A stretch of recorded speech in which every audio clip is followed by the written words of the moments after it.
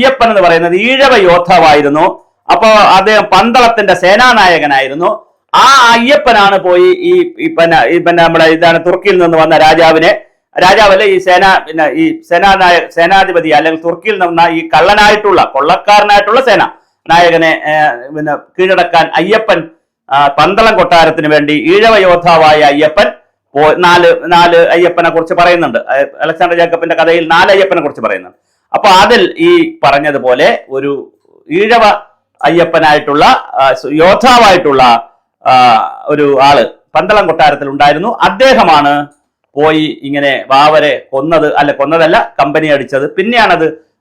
പിന്നെ അയ്യപ്പസ്വാമിയുമായിട്ടുള്ള കഥയുമായി അതിനകത്ത് ബന്ധിപ്പിക്കുകയാണ് എന്ന് പറയുന്ന രീതിയിലും കാര്യങ്ങൾ പോകുന്നുണ്ട്. അപ്പോൾ ഇത് വളരെ രസകരമാണ്. നമ്മൾ പഠിച്ചാൽ വാവര് സ്വാമിയെ കുറിച്ച് പഠിക്കുമ്പോൾ വളരെ രസകരമായിട്ടുള്ള ഒരുപാട് കഥകളാണ് പറയുന്നത്.